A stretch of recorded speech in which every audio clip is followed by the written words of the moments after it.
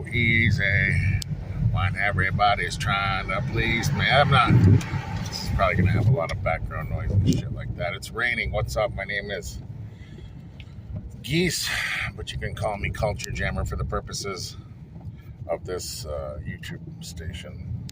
Not very professional, but I have a lot to say, and I end up saying it on social media quite a lot. I have a decent amount of followers. I've been viral a couple times, and then the algorithm will come in and make sure that I don't do that anymore because they don't like what I have to say. I have been viral multiple times on Facebook, and every single time Facebook will come along and find some arbitrary post that will ban me for 30 days during the height of my being viral so that I can't engage and I can't continue. And they'll do it every single time. And then they'll shadow ban my posts and make sure that, but I still have a decent following, man. So I don't have a Facebook page. I don't have any of that for this stuff. This is my first video. So let's talk about stuff. I know it's going to take me 1,000 videos to get noticed anyways. So I'm just going to freestyle for a while and just kind of get the content out there. And hopefully it's interesting. What's on my mind? I mean, the same stuff that's on everybody else's mind. But I'm going to start with one that is maybe yesterday's news. And yesterday's news these days can mean yesterday. Like it used to mean yesterday's news would be like, oh, that was a couple weeks ago. Nobody's talking. That's a couple months ago. Nobody's talking about that anymore. Now it's literally yesterday's news is yesterday's news because there's always something new popping up. You know, am I going to talk about the Biden White House press dinner thing? I don't give a shit about that. Biden is a creepy pedophile. I'll say that. I don't know if that's going to make my algorithm drop on YouTube or what. But let's say what else. Let's talk about Elon Musk because that's kind of a big one. I could talk about Dylan Mulvaney and maybe I will, as these are just like things that are current events. And Elon Musk was on Bill Maher and he's talking about how he's such a proponent for free speech. I'm actually fucking sick and tired of all the conservatives who are out there like they're just brain dead about this. Elon Musk is a left-wing grifter. He's a globalist. He's all about transhumanism and implanting chips and big government and global government. Look, like this is all stuff on record that he said, right? And the conservatives are like, well, he said free speech when he took over, fucking Twitter, and then he said free speech. And he's a big proponent of free speech. And then he said he's going to, do this amnesty and restore all the conservative accounts. And he did not do that. He didn't. He did restore some accounts, like some of the conservative accounts, only big, like high visibility accounts that he restored because he wanted to make it seem that he was doing it, carte blanche or across the board or whatever. He didn't though. Like the little guys, he still hasn't restored most, I would say 99% of the conservative accounts that were banned by old Twitter. Not only that, I'll go on record and say that since then, I kind of did a couple test accounts and I wanted to see if he was still ban happy since then, and yes, he is. He'll still ban your accounts. I still routinely get warnings on things that I post on Twitter saying, don't post this, don't post that. Actually, I had a Culture Jammer account that I put on Twitter. I think it lasted like 2 weeks before Elon Musk banned it. He just so he's not pro free speech. I don't know. Just because he says it doesn't mean it's true. And I think it's kind of weird how conservatives are falling for it. I don't understand. I mean, just do a little bit of due diligence. The guy is a nerd who wants to be accepted by the chads. It's really what this boils down to. The man is a guy who is so unpopular and so not well liked that he will pay money to take over a big platform so he can feel like he's popular.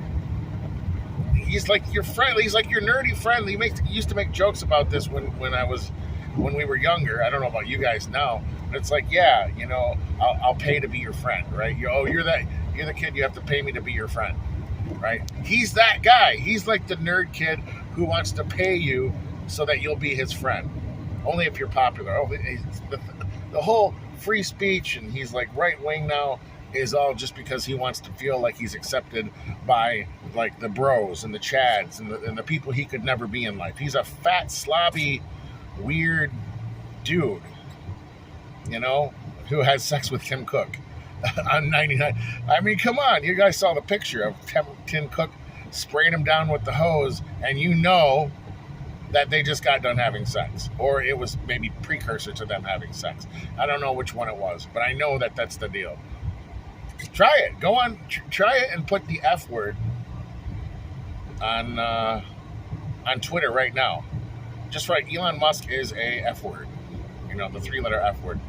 And see what happens. Your account will be banned within seconds because he's so fragile about that. He's got it built into his algorithm now where you're gonna get banned permanently, or at least taken down. I know that, like I said, I got banned permanently, like within seconds. So that's the first one. I mean, let's see what else is in the news. I'm just saying, man. Like I can't stand how people like Elon Musk. Like he's a champion. The conservatives have this thing where and I think I said it first, but I'm not well known.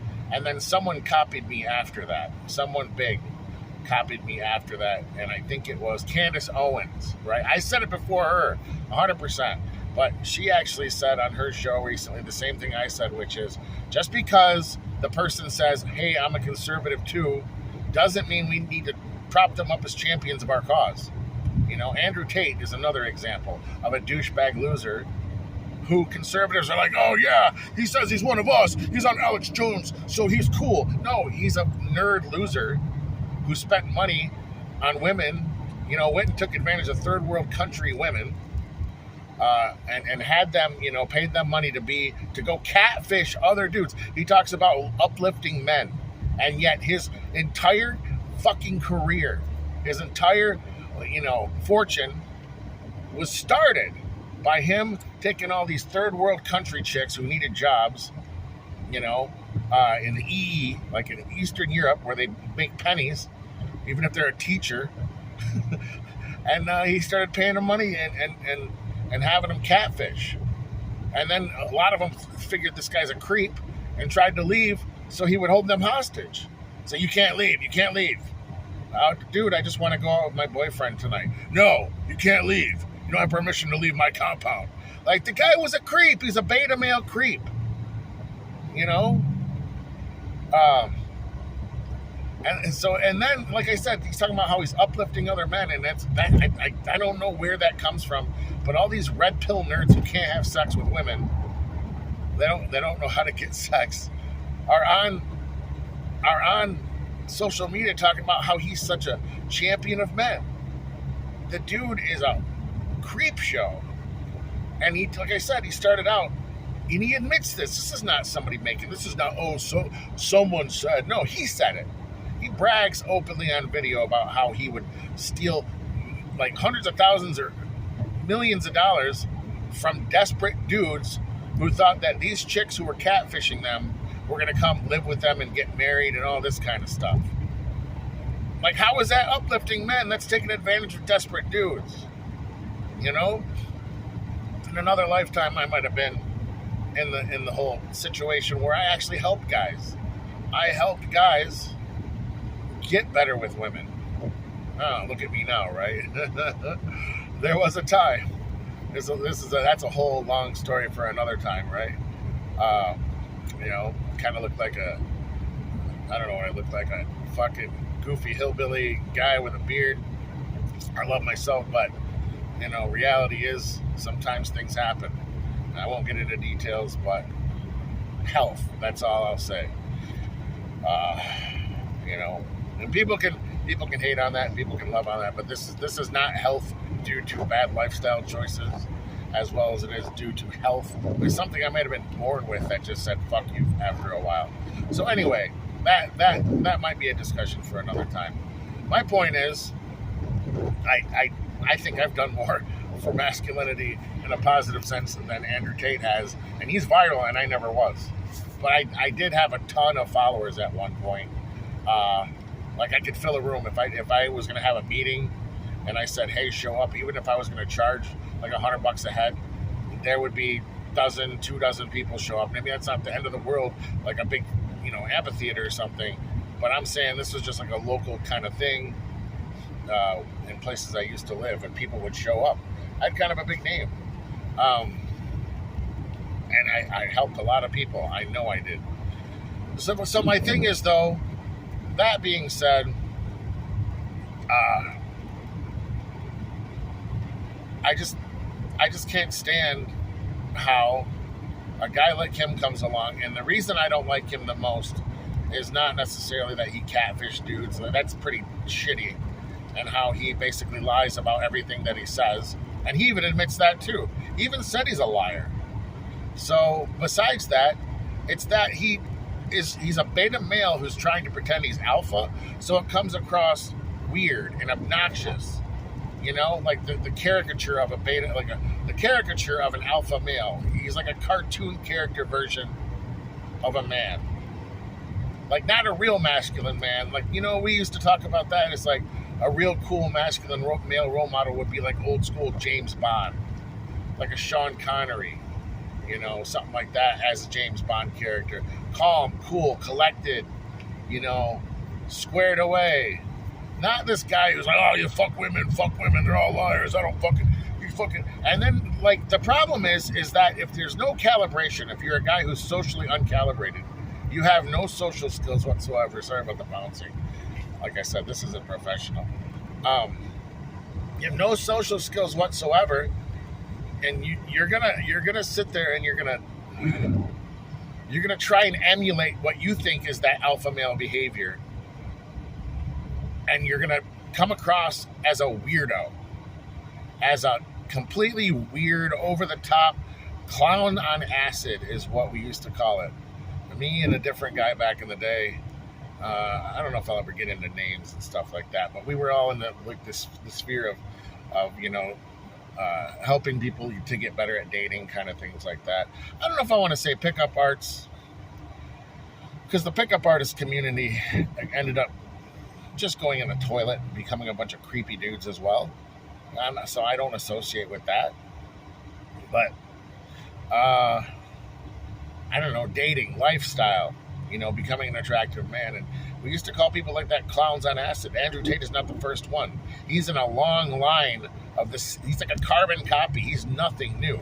He's new in the sense that he's viral, and so he reached a lot more people. But he's like, just so many people like him came before him. You can look up I don't even want to, I'm not going to give anybody names because I don't want to give any of these other douchebags credit either, even if it's just one person. But, yeah, that whole shtick has been tried and used before and chewed up and spit out and done again. And then Andrew Tate, I think I actually wonder if he was one of these guys' students and he just did it better, and he just added the element of grifting these poor dudes with third world country girls who desperately needed money. And then he pretends, oh yeah, I dated all these chicks. You didn't date these chicks, dude. You're a nerd loser. You had to pay them for sex. And that's why you go around saying shit like, oh, sex is useless. I would rather make money than have a vagina. It's because he doesn't get laid unless he pays them. So he doesn't understand, he doesn't feel the accomplishment of, man, I just hooked up with this chick. She's awesome. She really likes me. And what a cool feeling that is. He doesn't, because he's never had it happen. He's had to pay every chick he's ever had sex with. It's always been something about money. So, he could pretend all he wants, but that's the bottom line. He doesn't know the feeling of having a woman genuinely attracted to him. So, anyway, yeah, so that's my first video. You can obviously like, share, subscribe, or I know probably if you're watching this and you happen to be an Andrew Tate fan or Elon Musk fan, there's probably going to be a lot of hate. So you can hate on this as well. Go ahead. But this is the reason I've named this channel Culture Jammer, because I'm going to say a lot of things that both sides may disagree with. Maybe I'll just be a guy who gets hated on. But there's the idea is to wake people up. I'm not saying it on purpose. I'm not trying to be like the guy who has the naysayer guy. But I think people sometimes, a majority of the population is easily swayed and easily fooled. I hate to say it. I used to think it was pretty normal. Like, oh, I can see through this person. It's pretty easy to see through these people. And here's the thing. I'm going to claim this right now. I'm never wrong. And maybe if this channel ever takes off and it goes viral, I'll eat these words one day, and then I'll be happy to eat these words one day if it happens. I'm never wrong about people. I'm never wrong about people. Like, I have a sixth sense or something. You know, if I think there's something, and it might not even be apparent right off the bat, but for some reason, man, I'm always right about people. You know, there's something that just happened where, the Crowder thing, man. That I only got a couple of minutes, but I was literally in the car a week before the Crowder thing happened, and we were talking about, my buddy knows Dave Landau, like the comedian on his show, or that used to be on his show, and we were talking about this a week before it happened, and I was saying, dude, I bet he's on his show. And he's like, he's always on his show. You always notice he's like worried that Dave Landau was funnier than him. And he always has to try and top Dave's jokes. Like, he has to get the last word in.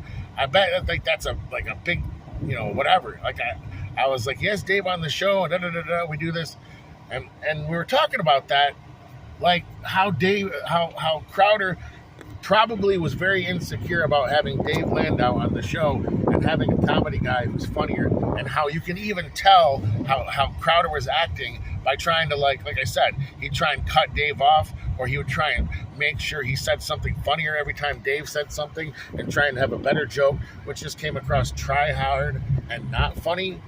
And then it comes out Dave Landau himself says, yeah, dude, they pulled me aside and told me stop being funnier than Steven Crowder, and also made a stop talking Dave light, so that Steven had under his desk like Mr. Burns, and like he would push the button, and